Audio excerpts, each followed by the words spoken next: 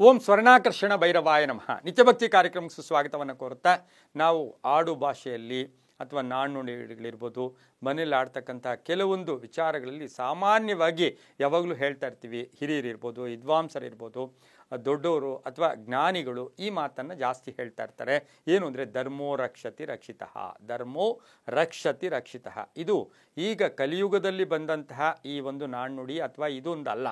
ಇದನ್ನು ನೋಡಕ್ಕೆ ಹೋದಾಗ ನೋಡಿ, ಧರ್ಮೋ ರಕ್ಷತಿ ರಕ್ಷಿತ ಅಂದರೆ ಅಲ್ಲೇನಾಗುತ್ತೆ, ನಾವು ಕುಲ, ಒಂದು ಮತ, ಒಂದು ಜಾತಿಗೆ ಈ ಪದ ಬಳಕೆ ಆಗಲ್ಲ.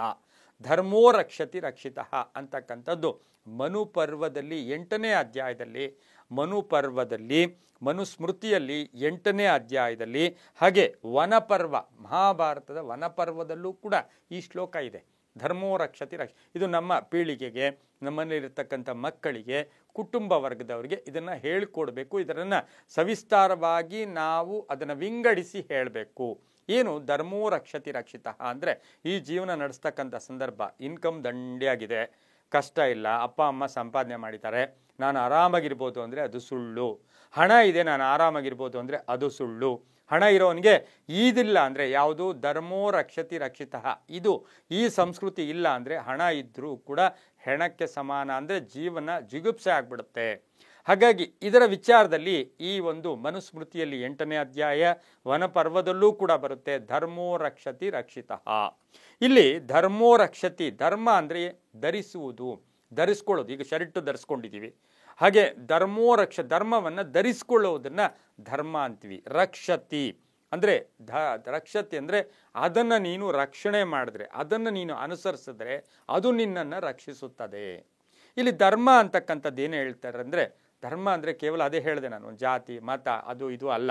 ನಡತೆ, ಒಳ್ಳೆಯ ನಡತೆ, ಒಳ್ಳೆಯ ಮಾತುಗಾರಿಕೆ, ಹಾಗೆ ಸದಾಚಾರ. ಸದಾಚಾರ ಅಂದರೆ ಎಲ್ಲ ವಿಭೂತಿ ಹಚ್ಕೊಂಡು ಕೂತ್ಕೊಳ್ಳೋ ಸದಾಚಾರ ಅಲ್ಲ. ನಿಮ್ಮ ನಡತೆ, ನಿಮ್ಮ ನುಡಿ, ನೀವು ಸಮಾಜಕ್ಕೆ ಎಷ್ಟರ ಮಟ್ಟಿಗೆ ಬೇಕಾಗಿದ್ದೀರಾ, ನಿಮ್ಮ ಮಾತುಗಾರಿಕೆ ಹೇಗಿದೆ, ನಿಮ್ಮಲ್ಲಿರ್ತಕ್ಕಂಥ ಕರುಣೆಯ ಭಾವನೆಯಾಗಿದೆ, ಇದನ್ನೆಲ್ಲವನ್ನು ಕೂಡ ಹೇಳ್ತಕ್ಕಂಥದ್ದೇ ಧರ್ಮ ಆಗಿರುತ್ತೆ. ಹಾಗಾಗಿ ಈ ಒಂದು ನುಡಿಗಟ್ಟು, ಸಂಸ್ಕೃತಿಯ ನುಡಿಗಟ್ಟು ಇದೇನಿದೆ, ಇದು ಧರ್ಮೋ ರಕ್ಷತಿ ರಕ್ಷಿತ ಅಂದರೆ ಧರ್ಮ ಅಂದರೆ ನಡತೆ. ಇನ್ನು ರಕ್ಷತಿ ರಕ್ಷಿತ, ಧರ್ಮೋ ರಕ್ಷಿತ ರಕ್ಷತಿ ಅಂತ ಏನು ಕರಿತೀವಿ, ಈ ರಕ್ಷಿತ ಅಂದರೆ ಪಾಲನೆ ಮಾಡೋದು, ಅನುಸರಿಸ್ಕೊಂಡು ಹೋಗೋದು.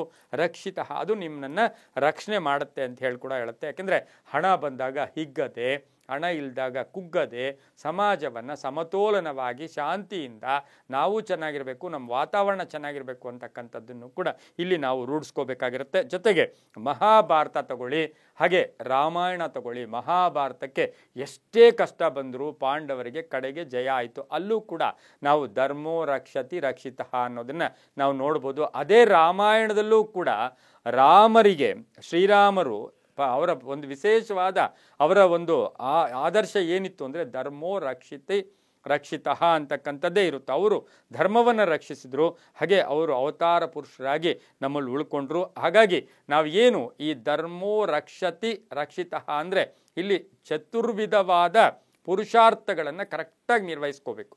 ಅದೇನು ಅಂದರೆ ಧರ್ಮ, ಅರ್ಥ, ಕಾಮ, ಮೋಕ್ಷ. ಧರ್ಮವಾಗಿ, ಅರ್ಥವಾಗಿ, ಕಾಮವಾಗಿ, ಮೋಕ್ಷವಾಗಿ ಇವು 4 ಕೂಡ ನಾವು ಅನುಸರಿಸ್ಕೊಂಡು ಹೋದರೆ, ಧರ್ಮವನ್ನು ಅನುಸರಿಸ್ಕೋಬೇಕು. ಅರ್ಥ ಅಂದರೆ ಹಣ ವಿಚಾರ ಆಗ್ಬೋದು, ಅಥವಾ ಸಂಪತ್ತು ವಿಚಾರದಲ್ಲಾಗ್ಬೋದು. ಅಕ್ರಮವಾಗಿ, ಅನ್ಯಾಯವಾಗಿ ಸಂಪಾದನೆ ಮಾಡಿ ಸದ್ಯಕ್ಕಿರುತ್ತೆ, ಆದರೆ ಶಾಶ್ವತವಾಗಿರೋದಿಲ್ಲ.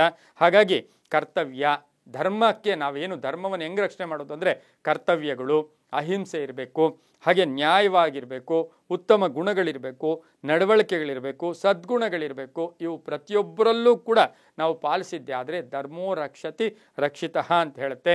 ಧರ್ಮವು ಮನುಷ್ಯನನ್ನಾಗಿ ಮಾಡುತ್ತೆ. ಈ ಧರ್ಮೋ ರಕ್ಷತಿ ಏನಂದರೆ ಮನುಷ್ಯನನ್ನಾಗಿ ಮಾಡುತ್ತೆ. ಆದರೆ ಟೆಂಪರವರಿಯಾಗಿ ಏನೋ ಹಣ ಸಿಗ್ತೈತೆ, ಯಾವುದೋ ಸರ್ಕಾರದ್ದು ಸಮಾಜದ್ದು ಹೊಡೆದ್ರೆ ಸಾಕಪ್ಪ ಅಂತಕ್ಕಂಥವ್ರಿಗೆ ತಕ್ಷಣಕ್ಕೆ ಬಲ ಇರುತ್ತೆ, ಮುಂದೆ ಬೆಲೆ ಇರೋದಿಲ್ಲ.